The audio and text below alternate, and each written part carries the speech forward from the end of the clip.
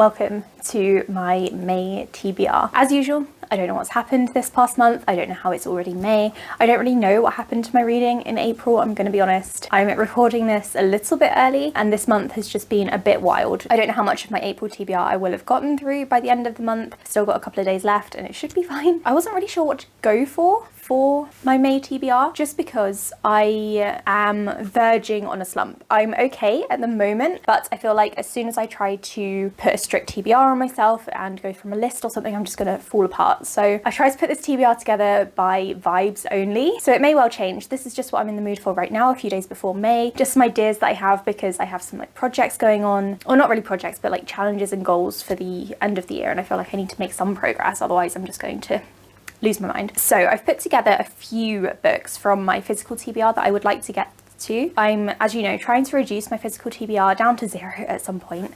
It's not going very well, and I think if I have my physical TBR books to focus on, I can at least try to whittle them down, make some progress, and then I can also dip into like library books and ebooks if I feel the need to do so. So let's get started with my physical books. The first one I would really like to read is A Deadly Education by Naomi Novik.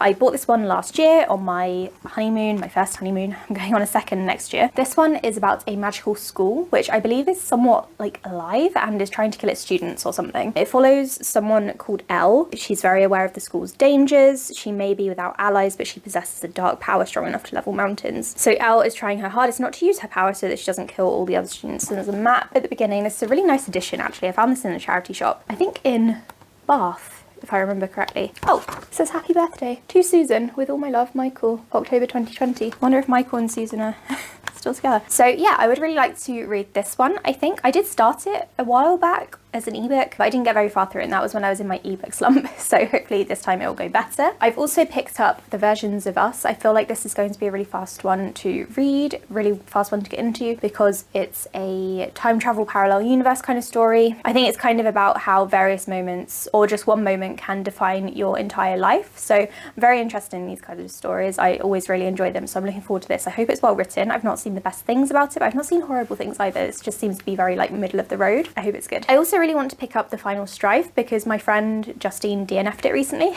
and it's made me want to pick it up. This one is a fantasy book, and all I know about it is from what Justine said. People in this world are kind of segregated by the colour of their blood. It sounds a little bit like Red Queen in that regard. I'm not sure like what colour their blood is or anything. Blue blood? Red blood? And this is the first in a trilogy, and the third book in the trilogy is coming out later on this year, so I'd really like to read this, see if I like it, and then get to the second book. It's quite a chunky one, but I do think I will enjoy it. I also received this one from NetGalley. That will tackle 2 birds with 1 stone. I normally have similar tastes to Justine though, so I'm not sure. Another fantasy book that I would really like to read is part 1 of Oathbringer, and just part 1. I'm not going to go too wild, but I do have a week off in May. I'm not going to be working from the 6th until I think the 10th of May, and then I've got the 2 weekends either side, so I could potentially read the entirety of Oathbringer if I set my mind to it. I think I can do it, but I don't want to commit to anything. So not that I really commit to my TBRs anyway. You probably noticed my TBRs don't match what I end up reading at the end of the month in my wrap-ups, but I think I can at least read part 1. This is the 3rd book in the Stormlight Archive. The 5th book is coming out in November, so I'd really like to catch up. I haven't read this one before. I was considering doing a full reread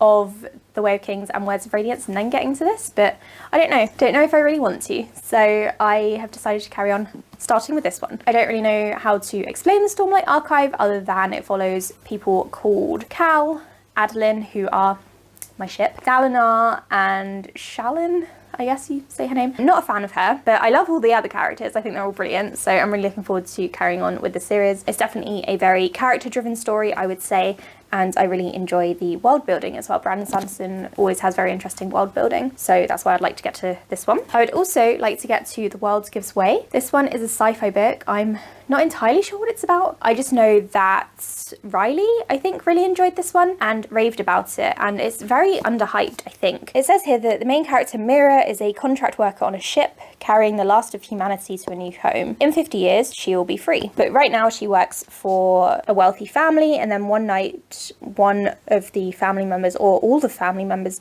are found dead, and I think she's accused of killing them. So that's exciting. It's kind of like a murder mystery thriller on a spaceship. If you've been watching my channel this year, then you will know that I've been really into sci-fi horror and thrillers this year, and I think this is going to be more of a low-key one, but I think I will really enjoy it. Speaking, I think, of sci-fi horror, at least I think this is what it's about, I also really want to read The Immortality Thief.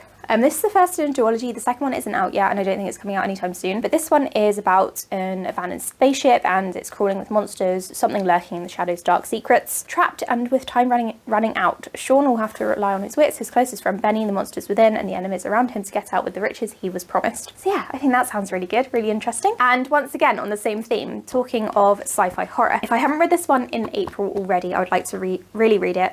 I'd really like to read it in May. And that one is From Below by Darcy Coates. So I read Parasite by her in March and absolutely loved it. I flew through it, and that was a space horror, and this is an ocean underwater horror, which are the two things that I really get scared of, space and water. So this is about a ship which vanishes without a trace and then is found way off course in a silent graveyard deep beneath the ocean's surface. It follows a woman called Cove and her diving team who go down to the rusting hull, and then the ship is filled with death.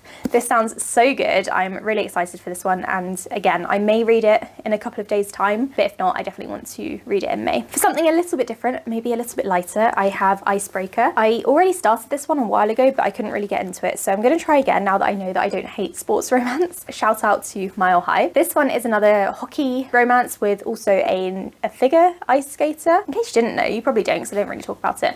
I'm really into ice skating. I'm not very good at it, but I really enjoy it as a sport hobby. I don't know anything about it. I don't know if anyone's doing a good routine or anything if I watch it, but I think it's just a really elegant, magnificent sport. So I'd really like to read this one if I'm in the mood for a romance book. I also plan to reread Catching Jordan by Miranda Keneally. This is the first book in a YA contemporary series that I read years ago. It's a sports romance. It says here that the main character is called Jordan and she is surrounded by gorgeous jocks, and she leads them as the captain and quarterback of her high school football team. I remember reading this one and really enjoying it, but I never carried on with the series, so I'd really like to give it another go and see if I want to carry on and finish it off. Otherwise, I will just DNF the series and finish it here. I would just like to know one way or the other, so I can count this as a series finished or completed. And then my final physical book, I think, is potentially Wolf Song by TJ Klune. This is a paranormal, I was going to say romance book, but I don't think it's necessarily a romance. It's about wolves, and it sounds a lot like the fan fiction that I used to read when I was younger, about werewolves and shapeshifters and non-wolves joining the pack. Yeah, this is the series, and I really hope that I enjoy it. So that's my physical TBR. I'm not really sure what else I really want to read. I'm gonna have a quick look to see if there's anything on NetGalley that is really catching my eye. I haven't requested anything in ages because I'm back to not really reading ebooks again, but I'm thinking if I've got anything on my sort of backlist, I might be in the mood to pick it up. Okay, so I do have The Fireborn Blade, which is a fantasy book about dragons, I believe. I might pick that one up. It's coming out in May. The Great Divide, which is a historical book. I've been really looking forward to that one. The Principle of Moments. I do have that from the library, so I could pick that one up again. Let me see. It's here somewhere. I haven't gone to this one yet, but this is a time travel-y sci-fi book, so maybe I could pick this one up. It does sound very good, and I think I would enjoy it, so that's a potential. I've also got The Truth of the Alecki, which is a short novella story. I really enjoyed the first book, so that's another potential if I'm really in the mood for something like that. Yeah, I've got loads of options, obviously. I think that will actually do for now. I think I've got enough options. Just know that my wrap up in May may look nothing like this TBR, because again, I'm trying to mood read. If you would really like me to read any of these books, let me know though, and I will prioritize them. I am quite excited for all of them, but that may change in a few weeks' time, so we will see. Wish me luck. Let me know what you're planning on reading in May, and I'll speak to you in the next video. Bye.